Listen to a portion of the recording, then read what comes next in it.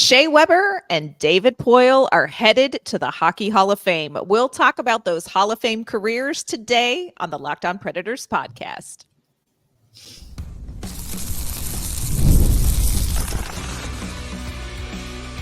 You're Locked On Predators, your daily podcast on the Nashville Predators, part of the Locked On Podcast Network, your team every day.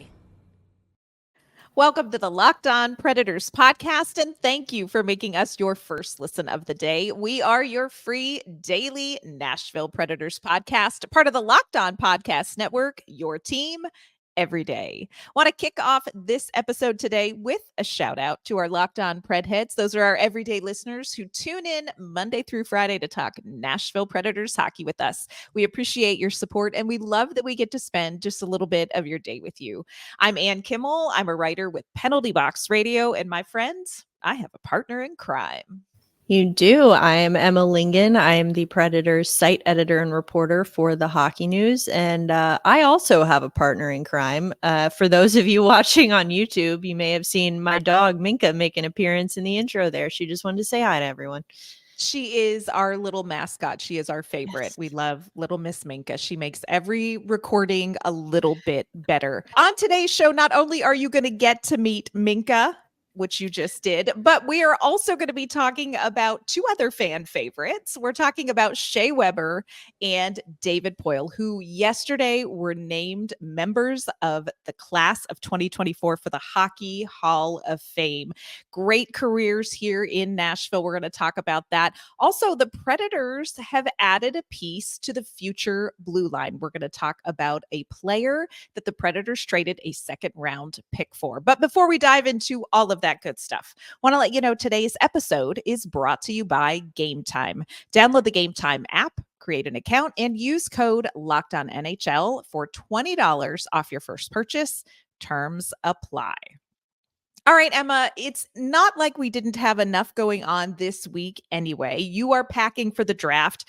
I am scouring prospect reports.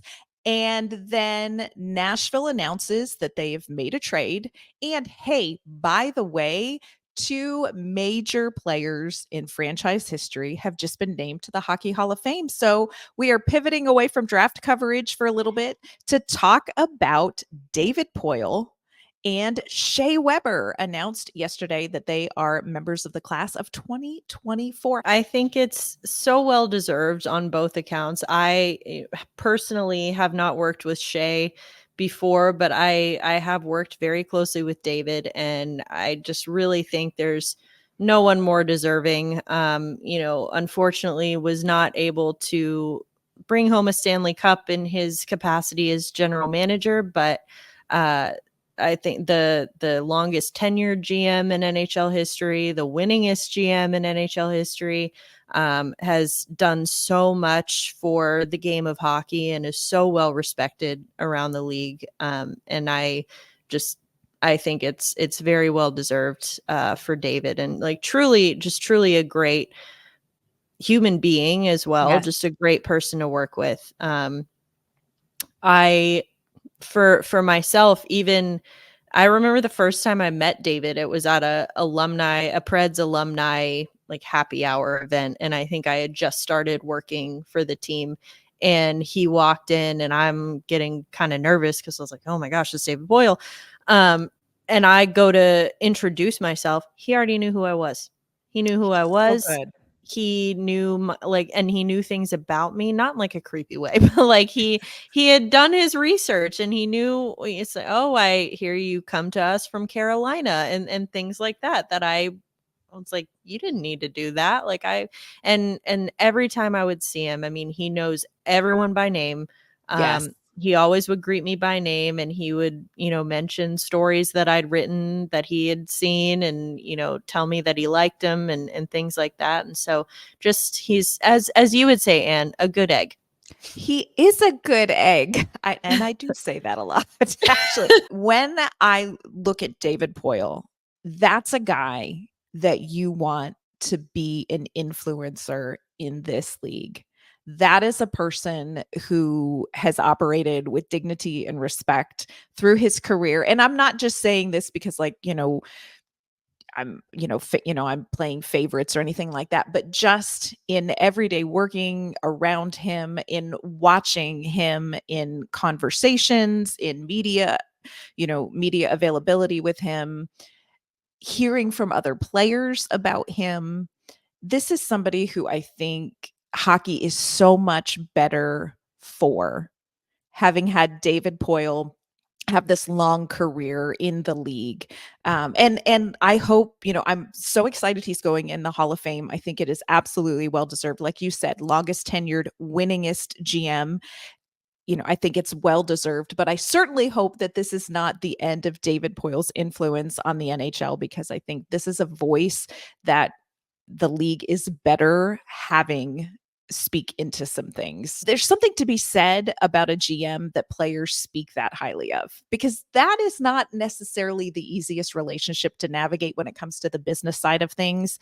And in talking to players, I think the thing that they have always said about David Poile is he values them as people. Like, he doesn't look at these players as commodities, even though that's part of his job. And he's had to pull the trigger on some tough trades. We're going to talk about that with Shea Weber coming up.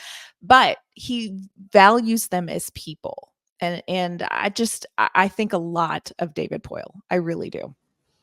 Yeah. And I think that's clear, like I said, and not just with players, but with everyone he works with. I mean, one of my probably favorite David Poile stories, and something that I will always cherish and remember, is when Nashville hosted the NHL draft in 2023. And it was going to be David's last draft. And so he wanted to do something special to mark the occasion, and it's pretty standard practice for him to get matching ties for all the scouts, or everyone who's on the draft floor representing the Predators. And that would usually just be the scouting and hockey ops staff. So last year, for his final draft, he got them some very, very nice ties. I think they were Brooks Brothers. And so they were all wearing the same ties. But he actually, because the draft was in Nashville, we had extra, we had more staff there who were going to be present. So it was myself, Sarah Giles, who ran the social media at the time, Katie Cafaro from the PR staff, and Alexis Bazadola, who works in the hockey ops department, not to mention, the one female scout that they have on their staff. And so what do they all have in common? All women, and all people who do not wear ties. There's and that. So, normally you'd think it would be easy to just be like, oh, sorry, well, I guess you just don't get anything, and that's fine. Like, I don't want a tie. That's fine. But the fact that he not only recognized that and like noticed that and said, let's do something about that.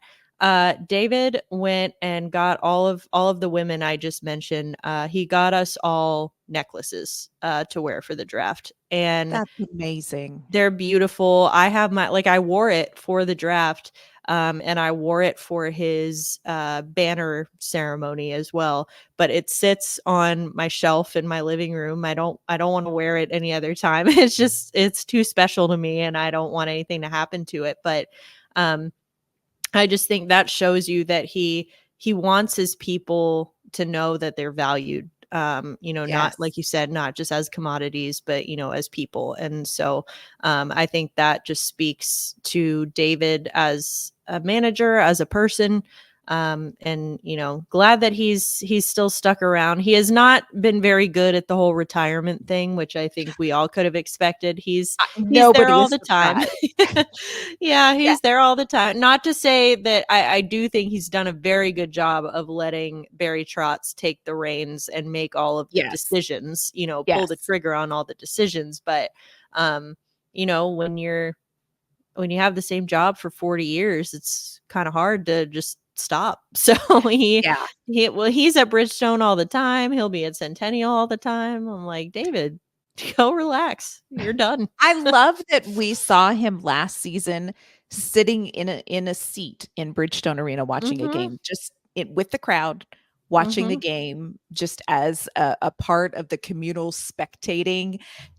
Just again, speaks to who he is as a person. Coming up, I want to tell you the thing I think David Poile did best. And that's hard to pick because, again, great man. But we're going to talk about what I think he did best. We're also going to talk about one of the picks that David Poile made that definitely panned out. Shea Weber joining him in the class of 2024 in the Hockey Hall of Fame. We're going to cover all that in just a moment. This episode is brought to you by our friends at GameTime. If you are wanting to find the best tickets at the best prices for fun summer events, you need to check out GameTime. GameTime makes getting tickets to your favorite sports, theater, comedy, and concerts faster and easier. If you didn't get your tickets early for the Zach Bryan concert this weekend, you can still find great deals and great seats with the GameTime app.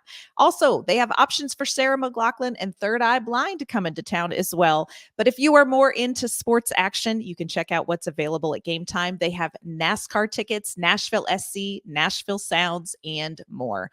I love GameTime's all-in pricing. There are never any surprises at checkout with extra fees. And with their lowest price guarantee, you'll always get the best price in your row and section, or GameTime will credit you 110% of the difference. So take the guesswork out of buying tickets with GameTime. Download the GameTime app, create an account, and use code LOCKEDONNHL for $20 off your first purchase. Terms apply. Again, create an account and redeem code LOCKEDONNHL for $20 off. Download GameTime today. Last minute tickets, lowest price guaranteed. All right, Emma, we are talking about the Hall of Famers that were just announced, special to Nashville Predators fans' hearts. David Poile going to be inducted in the 2024 Hockey Hall of Fame class. I did want to say, and this reminds me very much, and I'm going to need you to go with me on this journey we're going to take here. But David Poile reminds me so much of George Washington. And let me flesh that out. You know what? You didn't say Mr. Potato Head, so I'm already with you. So let's hear it. Tell me. You know, people talk so much about George Washington, founding father, first president, but when it all comes down to it, the best thing that George Washington did was leave well. Because nobody wanted George Washington to not be president, but he knew the best thing he could do for the country was step away and leave well and show everybody how this whole democracy was going to work, how this whole executive branch was going to operate. And I'm not saying that the best thing David Poile did was ever step down. I know there was a small faction of fans that were unhappy for a while and felt that. But what I think David Poile did so well is set this team up for future success. When he knew that he was going to retire, he knew that Barry Trotz was the right person for the job and brought him in. And I love that he made that decision because Trotz was there when they built this framework, when, you know, they kind of set the culture and established who this franchise was going to be. And I think that was so smart. I also think just logistically, he set Barry Trotz up for success. You know, they knew that they were going to have to pivot. And as painful as it is, you know, Matthias Ekholm with, you know, gone and all that stuff, Nino Niederreiter, you know, our hearts were broken. But David Poile made sure that he left this franchise in a really, really good spot. And so I give him a ton of credit for that. That's not to say that that's the, you know, he didn't do anything great while he was here. Of course, he was a fantastic general manager. And we're going to talk about one of the best picks he made in the draft coming up. But I love that David Poile made sure to leave this franchise in a really good position. And I give him a ton of credit for doing that. I agree. I think that, you know, it would be so easy, especially for someone who's been doing it for 40 years to just, you know, check out like a senior who's done with finals and be like, all right, yes, see ya. Like, and just, I'm done. Not my circus, not my monkeys, and not have to worry about it anymore. But I think that, you know, this really was, especially here in Nashville. I mean, this was a passion project for him, and he brought hockey here. And so he cares what happens to this franchise. You know, it's not just a job to him. And so I think that he definitely did. You know, he left Barry Trotz with plenty of draft capital, that's for sure. But then also, you know, he, for the most part, had, he made it clear, like, this is Barry's team, and this, this is going to be your decisions to make. And but he left him with a lot of wiggle room to make those decisions. Yes. He didn't have tons of guys. I mean, yes, there were the Matt Duchene and Ryan Johansson contracts that ended up not panning out, but it wasn't like, it's not like the Toronto Maple Leafs, who have half their salary cap wrapped up in 4 guys. It was, Right. it was something that it was relatively easy to kind of, to kind of get out of those and give Barry the flexibility to kind of make it his own, and take the team in the direction that he wanted to take it. So yeah, I agree with you. I'm with you on the George Washington comparison. I'm with you on that. We've seen Hamilton. We know. Oh, yes. So great. But I love that. And he set such an intentional culture coming in that I think has been really beneficial for this franchise. And one of the things that people said at that kind of alumni panel about David Poile that really stuck with me is that it was a passion project for David Poile to grow this franchise, like you said. But one of the things he was really intentional about is like, this expansion franchise can be a place for second chances. This can be a place for guys who need a space to grow and improve. And I think he has shown that in the way that he's cared for players, whether it's been struggles on ice, struggles off ice. So yeah, again, kudos for a very well done job on and off the ice, I think, for David Poile. One of the things that David Poile did that is timely in our discussion this week is he made some really good draft picks, y'all. Really good draft picks. And one of those is going into the Hockey Hall of Fame right next to David Poile. And my friends, we are talking about former captain, not the captain, but former captain, Shea Weber. Shea Weber was announced as an inductee into the 2024 class for the Hockey Hall of Fame yesterday as well. Was drafted in 2003 in the second round, y'all. So there are gems to be had anywhere. He was selected 49th overall and became the captain of this franchise and really was the heart and soul of this Nashville Predators franchise for a long, long time.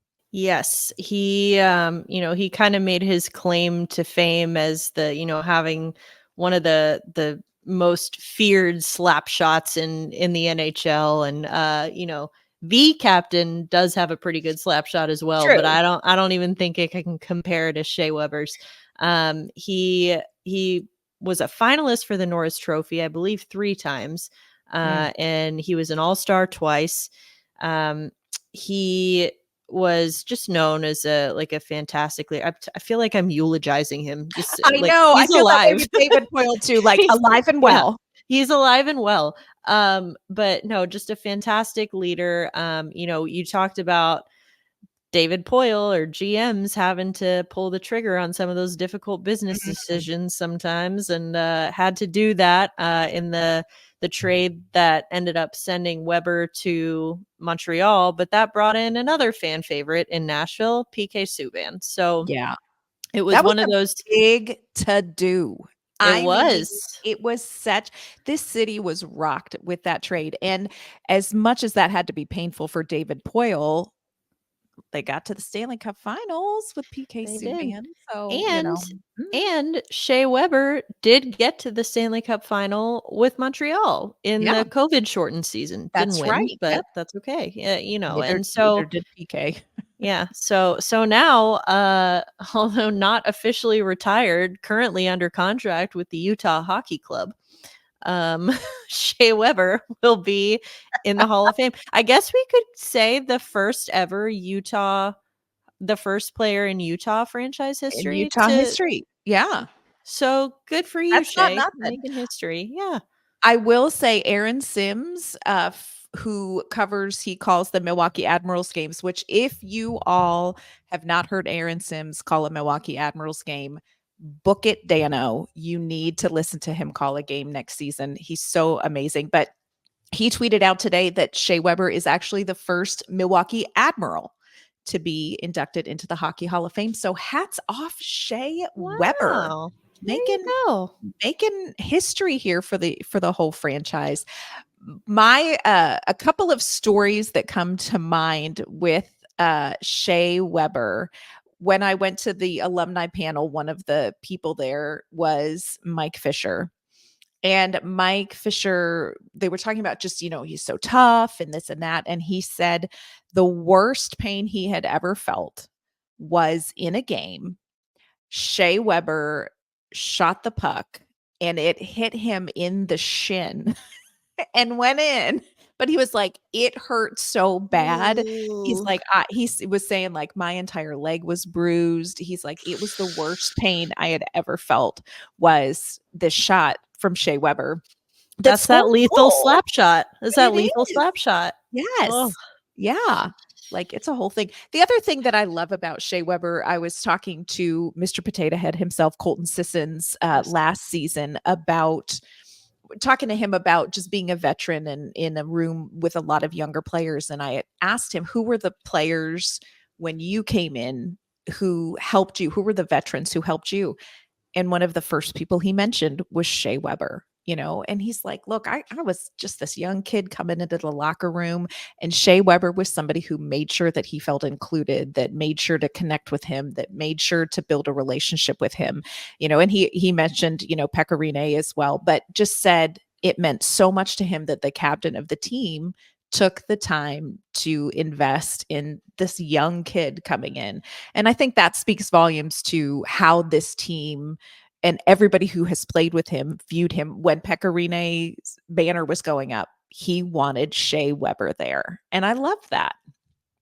Yeah, I think that speaks volumes about him, because Colton Sissons himself has developed into quite a strong leader, and I'm sure that was a big testament to Shea's influence.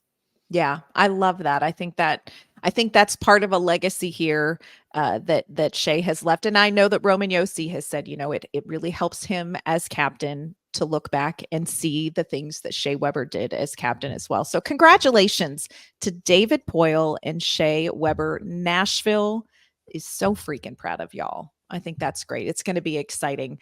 Coming up, we do need to take a look at a new face that is going to be joining the Predators franchise. May not be in gold right away, but let's talk about a trade that has some Nashville Predators fans a little bit excited about the blue line. We're going to talk about that in just a moment.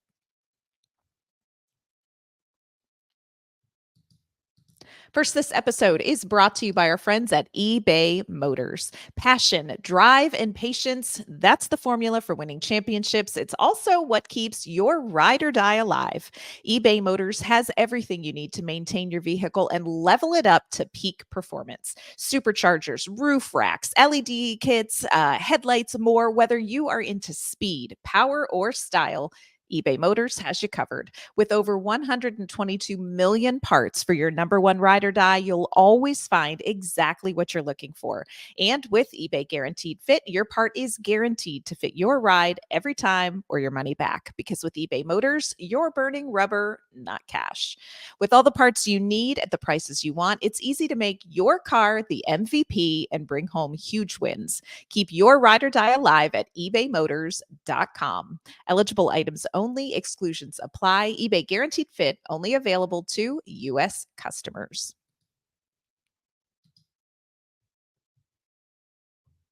All right, Emma. So a little bit of breaking news yesterday as well. We've been prepping for the trade, and now Barry Trotz moving some things around on us. The Nashville Predators have traded a second-round pick and forward Jesse Kiskinen for Andrew Gibson, a 19-year-old defenseman. What do you think about this move, Emma? And what can you tell us about Gibson? I've seen some clips and I'm intrigued. I like this move. I think that it makes sense. I mean, clearly the Predators are high on him if they're willing to give up, one of their second round picks. Granted, they had 3 of them, but still that they're able to give up actually technically Tampa's second round pick. They got that one in the Tanner Jeannot trade.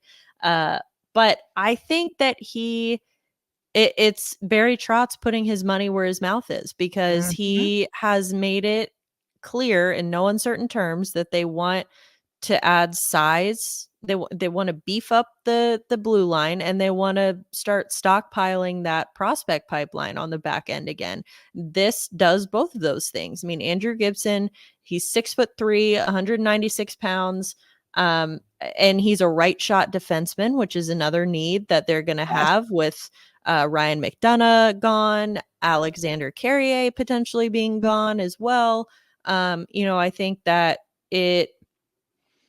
he is a player that he is under contract. He signed his entry-level contract with Detroit last year. So he's under team control for 2 more years, and then he'll become an RFA. So you get him under team control for a couple seasons. And, he's big and he's physical, but he's got that scoring touch too. I mean, he is an NHL, like he looks like an NHL player, and within the next couple years should be in the NHL. So I really like this move. With Kiskinen, obviously the Predators drafted him in, I believe, the 3rd round last year. And he had yet to sign, or still has yet to sign, his entry-level contract. So really Detroit just gets his signing rights in this, and then one of those 3 second-round picks. So it'll be interesting to see now, I think. I like the move. I think it makes a lot of sense. It fulfills a big need that the Predators have. And I think that it'll be interesting to see what happens with those other 2 second-round picks now, because one of them is gone. One of them is gone. But I'm with you. I'm really interested in watching the development of Andrew Gibson. Again, just 19 years old. But like you said, he really on paper fits so much of what Nashville says, hey, you know what, this is something we're going to need. And if you look at, some defensive prospects further along in the pipeline, I think that we both suspect Spencer Stastny will be on the roster in Nashville, but we're talking about Mark Delgaizo, maybe a little bit smaller. There is a lot of defensemen when it comes to Andrew Gibson. He is a big boy, but he also, like you said, scoring touch and some speed. He's very quick skating. They like his skating a lot. So I think there's a lot of components to this young player that if you get him in Milwaukee, I don't know that he'll go to Milwaukee next year, but when he gets to Milwaukee, get some development going, this is a really intriguing defensive prospect for the Predators. And I don't mind this. Now, a 2nd-round pick, you hate to, there was a lot the Predators could do with a 2nd-round pick, but I have to say, I don't hate this. I feel like this may be a really good investment down the road. So this is something to definitely keep your eye on for him and for Nashville. Does this change maybe some selections in the draft for them? We'll have to kind of wait and see what they do, but I'm here for this one. Yeah, no, that's a good point you make about the draft. It might indicate that they're leaning more towards prioritizing that center position in the draft. That's just speculation. I don't know, but I think that, it'll be interesting. I'm excited. I'm really excited to see him. I remember actually seeing Andrew Gibson at the scouting combine last year before he was drafted. I have yet to see him play or practice even. So I'm excited to see him at Dev Camp this year. Yeah, I am too. I think this is going to be a really fun player to watch in juniors and see how his development goes. This could be a future piece, I think, for Nashville. Definitely a player to keep your eye on this year. Coming up on tomorrow's show, we're going to talk a little bit more about the draft, and we have a fun Friday episode planned for you later in this week. So you are not going to want to miss that. We're going to be kicking off draft coverage as well over the weekend. So tons of information here at Locked On Predators. Make sure you're following us on social media at LO_Predators. Of course, subscribe to our YouTube channel. That way you're going to know every time we drop a new video. Before we sign off, though, Emma, let everyone know, where can they find you on social media and where can they find your work? You can find me on social media at Emma_Lingen. Make sure and follow me there, because I saw the pictures of what the sphere is going to look like at the draft. And I feel like I'm going to be taking all kinds of pictures and videos and posting them everywhere. So definitely want to follow along for that. You can also follow my written work online at the Hockey News. And you can find me on social media at AnnK_Mama on Ice. You can find my written work at penaltyboxradio.com. That's going to do it for today's episode of the Locked On Predators podcast. Thank you for making us your first listen of the day. We hope you all have a great day. We'll see you back here tomorrow.